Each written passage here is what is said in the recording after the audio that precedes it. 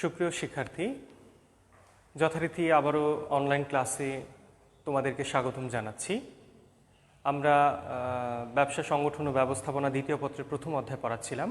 তোমরা যারা যুক্ত হয়েছ তাদেরকে স্বাগতম জানাচ্ছি এবং প্রত্যেকেই তোমরা কমেন্ট বক্সে গিয়ে তোমাদের রোল নাম্বার লিখে অবশ্যই দিবে।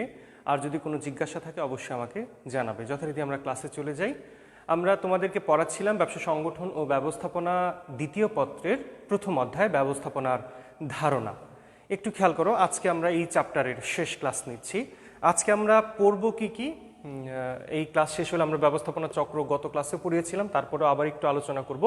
ব্যবস্থাপনা চক্রটা সম্পর্কে জানতে পারবো, ব্যবস্থাপনার বিভিন্ন স্তর সম্পর্কে জানতে পারবো, ব্যবস্থাপনা একটি পেশা এটা সম্পর্কে জানতে পারবো, আর ব্যবস্থাপনার সর্বজনীনতা জিনিসটা কি আসলে সেটি সম্পর্কে আমরা মোটামুটি একটা আইডিয়া নিব। আর তোমাদের সবথেকে গুরুত্বপূর্ণ যে কথাটি সেটি হচ্ছে যে এই চ্যাপ্টার থেকে প্রত্যেকটা বছর কখনোই সৃজনশীল প্রশ্ন কিন্তু মিস যায় না, অর্থাৎ প্রত্যেক বছরই এই চ্যাপ্টার থেকে প্রশ্ন অবশ্যই অবশ্যই অবশ্যই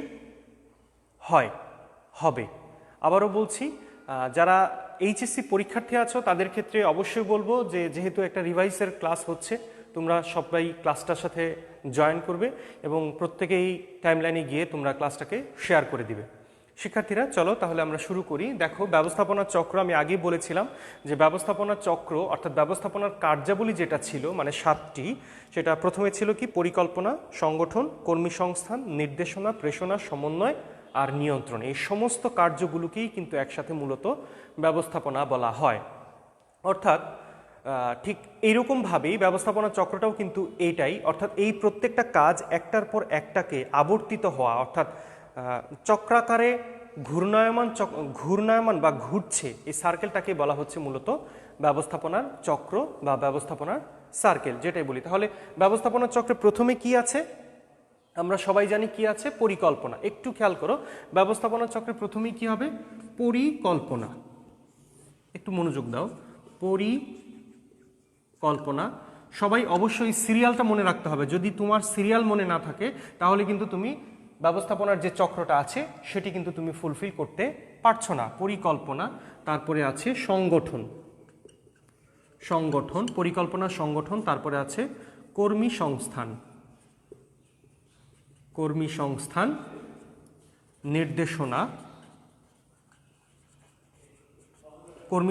নির্দেশনা, প্রেষণা। একটু খেয়াল করো, প্রেষণা। তারপরে আছে সমন্বয় সাধন, এরপরে শেষ যেটা আছে সেটা হচ্ছে কি নিয়ন্ত্রণ। খেয়াল করো, তাহলে প্রথমে হচ্ছে কি পরিকল্পনার পরের ধাপ, অর্থাৎ চক্রাকারে আবর্তিত হবে, এভাবেই যাবে যে প্রথমে পরিকল্পনা আসবে, পরিকল্পনার পরে সংগঠনের পরে কর্মী সংস্থানের পরে নির্দেশনার পরের ধাপ হচ্ছে প্রেষণার পরের ধাপ সমন্বয় সাধন, এরপরে হচ্ছে কি নিয়ন্ত্রণ।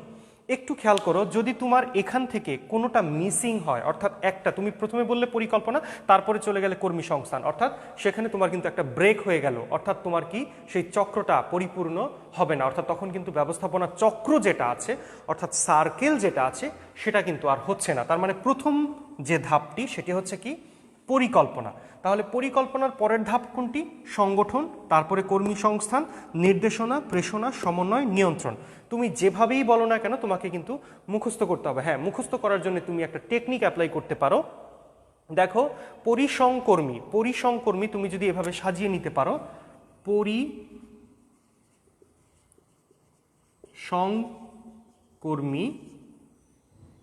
পরিসংকর্মী, তারপরে হচ্ছে কি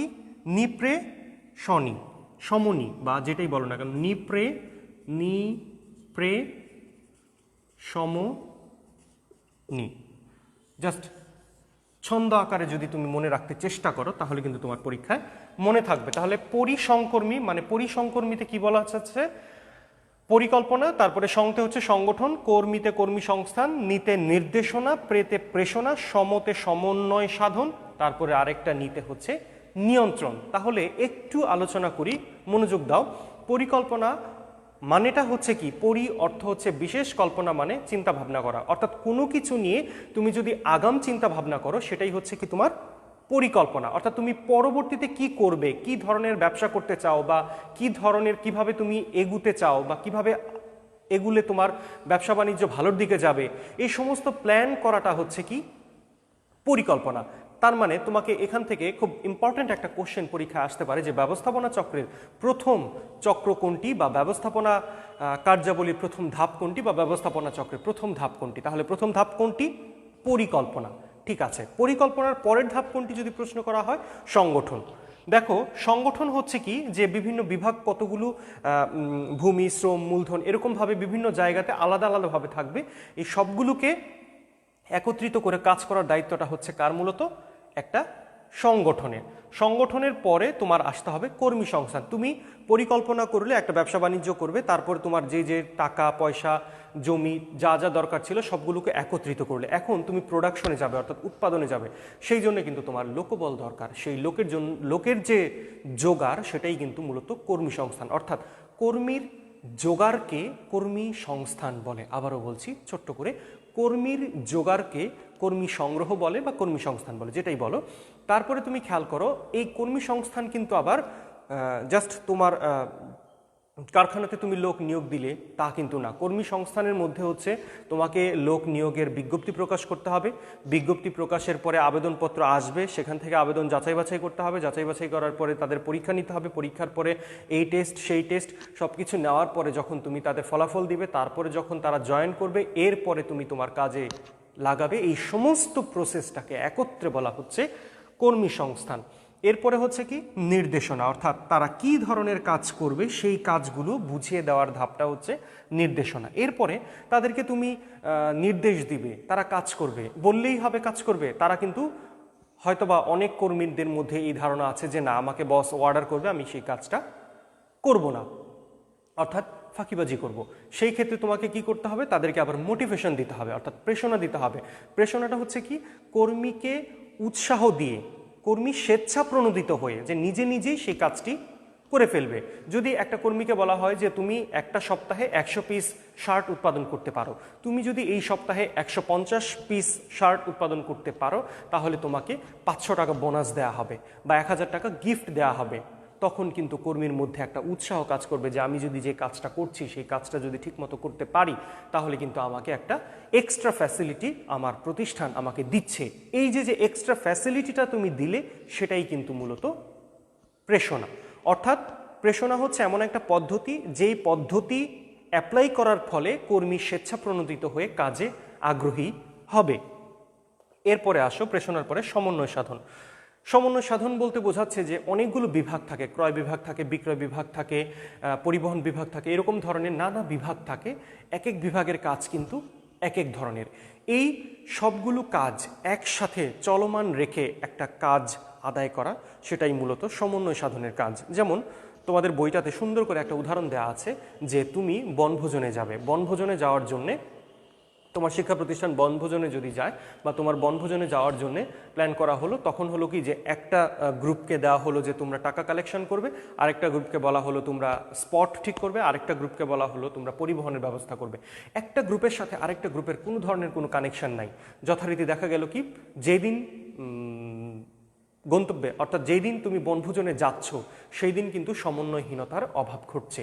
যে কোন গ্রুপ কখন টাকা উঠালো, বুকিং দিল, খাবার দাবার তৈরি করলো, এই সবগুলো যদি এক এক প্রত্যেকের সাথে যদি যোগসূত্র বা সংযুক্তি না থাকে, তাহলে তোমাদের কি হবে? সেই যে কাঙ্ক্ষিত লক্ষ্য বনভোজনে যাওয়া, সেটি কিন্তু হবে না। অর্থাৎ সমন্বয় সাধনের যথেষ্ট অভাব যদি থাকে, তাহলে কি হবে? সমন্বয় সাধনটা তখন ফুলফিলভাবে করতে হবে। এরপরে দেখো আছে নিয়ন্ত্রণ।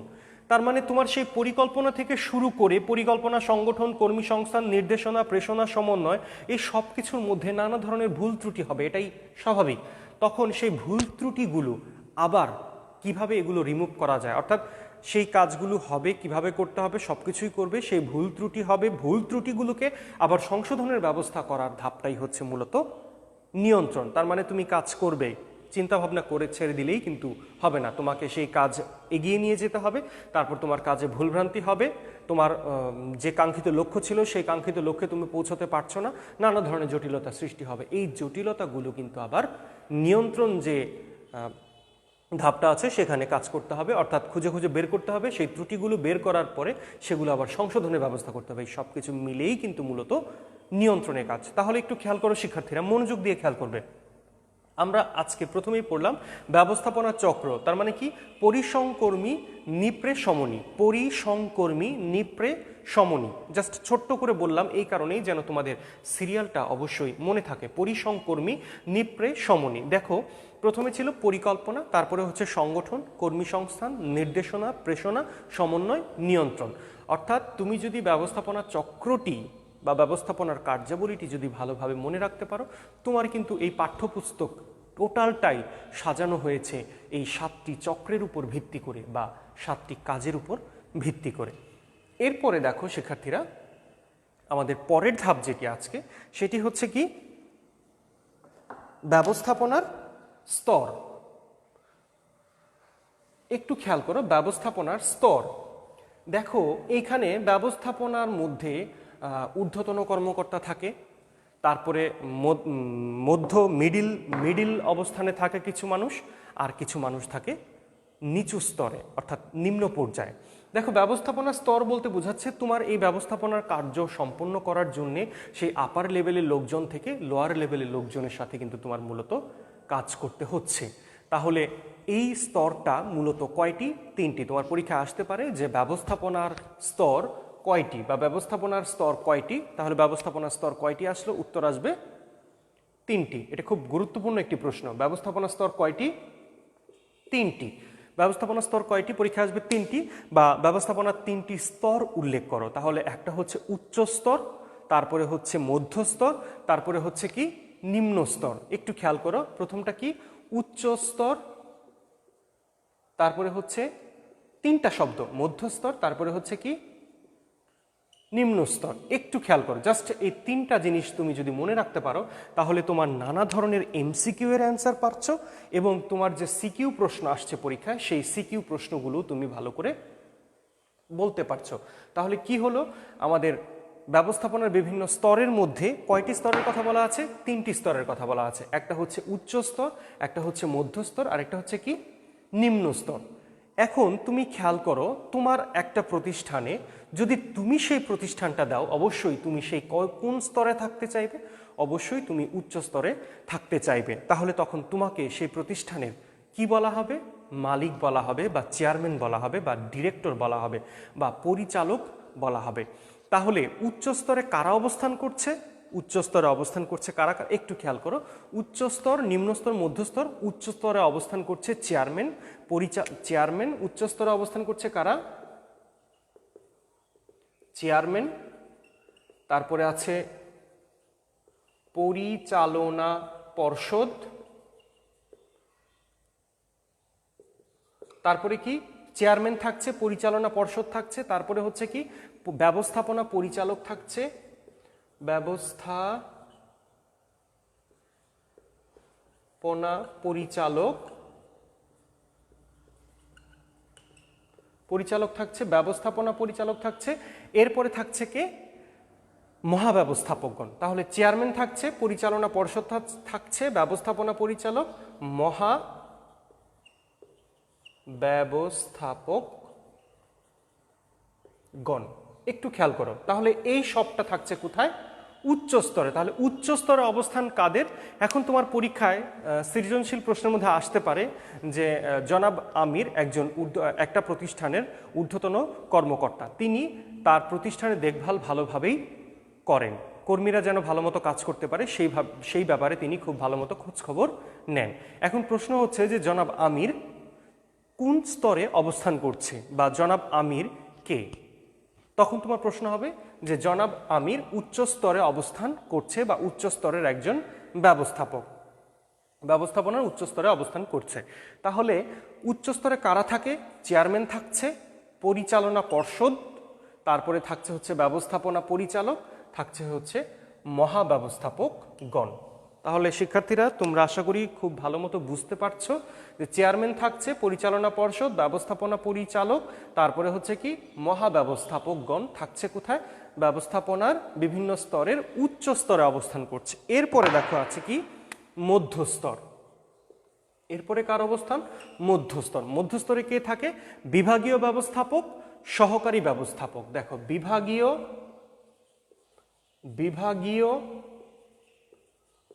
ব্যবস্থাপক,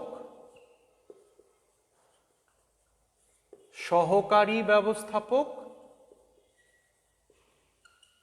বিভাগীয় ব্যবস্থাপক থাকছে কোন স্তরে? বিভাগীয় ব্যবস্থাপক থাকছে মধ্যস্তরে, তারপরে থাকছে সহকারী ব্যবস্থাপক, তারপরে থাকছে ব্যবস্থাপক, তারপরে থাকছে নর্মাল ব্যবস্থাপক যারা আছেন তারাও থাকছে, তারপরে থাকছে হচ্ছে area sales manager. Area sales manager. খেয়াল করো, তাহলে বিভাগীয় ব্যবস্থাপক থাকছে, সহকারী ব্যবস্থাপক থাকছে, ব্যবস্থাপকরা থাকছে, আর হচ্ছে কি এরিয়া সেলস ম্যানেজাররা থাকছে কোথায়? মধ্যস্তরে। অর্থাৎ মধ্যস্তরে কারা থাকছে? বিভাগীয় ব্যবস্থাপক, তারপরে হচ্ছে সহকারী ব্যবস্থাপক, ব্যবস্থাপক আর এরিয়া সেলস ম্যানেজার। আর যায় নিচু স্তর, নিচু স্তরে থাকছে ফোরম্যান, থাকছে সুপারভাইজার। এখন এইটার আলোকে যদি তোমাদের একটা প্রশ্ন করা হয় তাহলে কিন্তু তোমরা বুঝতে পারবে যে এই প্রশ্নটা আসলে কি। আমি শেষে সৃজনশীল প্রশ্ন নিয়ে কথা বলছি আজকের ক্লাসের, একটু মনোযোগ দাও। যে তার মানে এইখান থেকে অর্থাৎ ব্যবস্থাপনা স্তরে তোমার এমসিকিউ পরীক্ষা আসতে পারে যে চেয়ারম্যান কোন স্তরে অবস্থান করছে, তখন তোমাকে উত্তর দিতে হবে উচ্চ স্তরে অবস্থান করছে। পরীক্ষা প্রশ্ন আসতে পারে ফোরম্যান কোন স্তরে অবস্থান করছে, তখন তোমাকে অ্যান্সার দিতে হবে নিম্ন স্তরে অবস্থান করছে। তারপরে পরীক্ষা আসতে পারে সহকারী ব্যবস্থাপক কোন স্তরে অবস্থান করছে, সহকারী ব্যবস্থাপক অবস্থান করছে মধ্যম স্তরে। আশা করি তোমরা খুব ভালো করে বুঝতে পারছো। তাহলে দেখো স্তরটা আমরা মোটামুটি শেষ করলাম। এরপরে আসো হচ্ছে ব্যবস্থাপনা কি একটি পেশা? তোমাদের কাছে আমার প্রশ্ন, বলো তো ব্যবস্থাপনা কি একটি পেশা কিনা? বা আমাদের দেশে যে আমি একজন ব্যবস্থাপনা এরকমভাবে, বা আমি একজন ব্যবস্থাপক এরকমভাবে কি বলা যাচ্ছে? যাচ্ছে না। যদি প্রশ্ন করা হয় যে আপনি কি করেন, হ্যাঁ আমি একজন ডাক্তার। আপনি কি করেন? আমি একজন প্রকৌশলী বা একজন ইঞ্জিনিয়ার। এরকমভাবে কি ব্যবস্থাপনাটা কি আমাদের দেশে এখনো, আমাদের দেশে না বিশ্বের কোথাও এখন পর্যন্ত ওই রকমভাবে প্রচলিত নেই। ব্যবস্থাপনাকে একটা প্রফেশন হিসেবে এখনো দাঁড় করানো যাচ্ছে না। হ্যাঁ, ব্যবস্থাপনা বিষয়ে বিভিন্ন ধরনের ইনস্টিটিউশনে পড়ানো হচ্ছে, জ্ঞান বৃদ্ধি করা হচ্ছে, বিবিএ করানো হচ্ছে, এমবিএ করানো হচ্ছে, কিন্তু এখন পর্যন্ত পৃথিবীতে ব্যবস্থাপনাটাকে একটা প্রফেশন হিসেবে দাঁড় করানো এখনো যাচ্ছে না। তাহলে খেয়াল করো, ব্যবস্থাপনা কি একটি পেশা? না, ব্যবস্থাপনা এখন পর্যন্ত একটি পেশা হিসেবে গণ্য হয়নি। এরপরে লাস্ট টপিক আজকের, একটু খেয়াল করো, তারপরে আমি সৃজনশীল প্রশ্ন নিয়ে একটু কথা বলবো।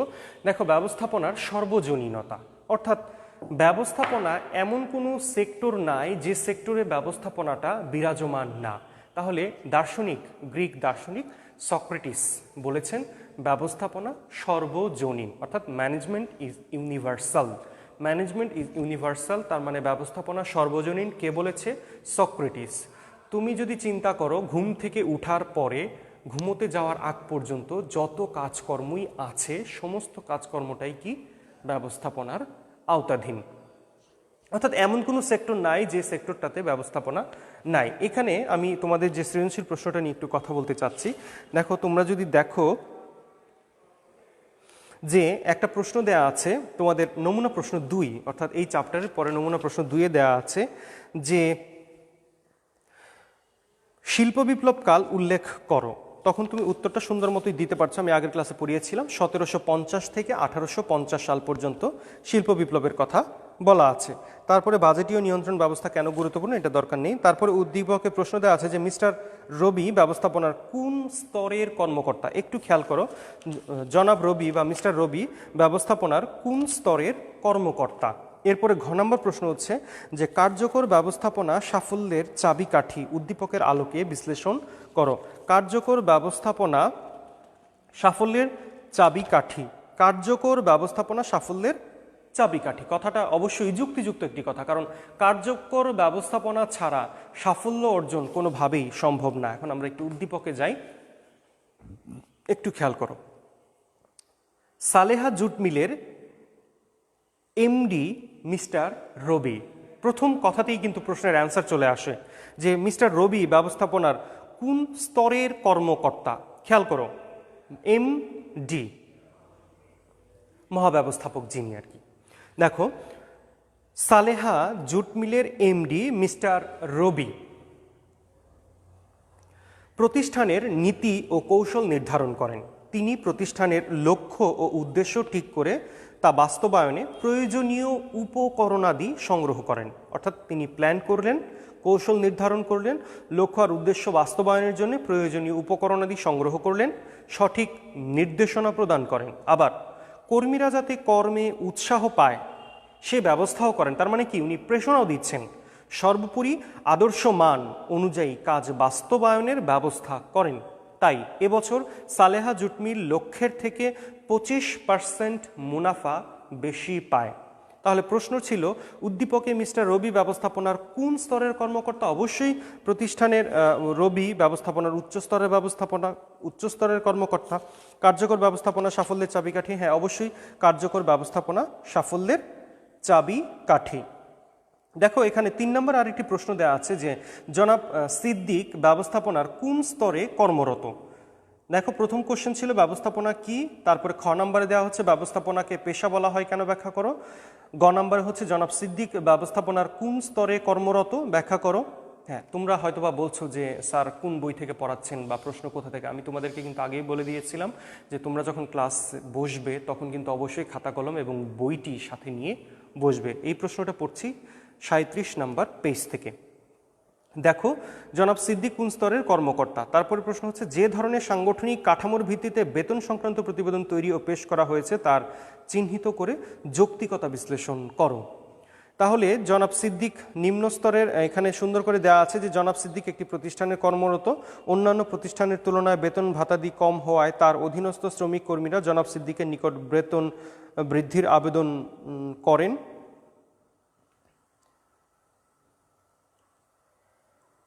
তার অধীনস্থ শ্রমিক কর্মীরা জনাব সিদ্দিকের নিকট বেতন বৃদ্ধির আবেদন করেন। জনাব সিদ্দিক বিষয়টি বিক্রয় ব্যবস্থাপক জনাব শামীমকে জানান। তার মানে এখান থেকে বোঝা যাচ্ছে যেহেতু উনি একজন নিম্ন স্তরে অবস্থান করছে বিধায়ী কিন্তু তার কাছে লিখিত আবেদন জানাচ্ছে।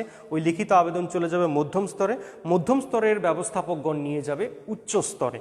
তাহলে দেখো এখানে প্রতিষ্ঠানের ব্যবস্থাপনা পরিচালক জনাব মঈনকে জানালে তিনি হিসাব ও অর্থ বিভাগের প্রধানসহ 4 সদস্যের একটি দল গঠন করে যাদের দায়িত্ব হলো প্রতিষ্ঠানের আয় ব্যয় নিরূপণ করে বেতন সংক্রান্ত যাবতীয় বিষয় নিয়ে প্রতিবেদন তৈরি ও পেশ করা। তাহলে জনাব সিদ্দিক ব্যবস্থাপনার কোন স্তরে কর্মরত? জনাব সিদ্দিক ব্যবস্থাপনার নিম্ন স্তরে কর্মরত।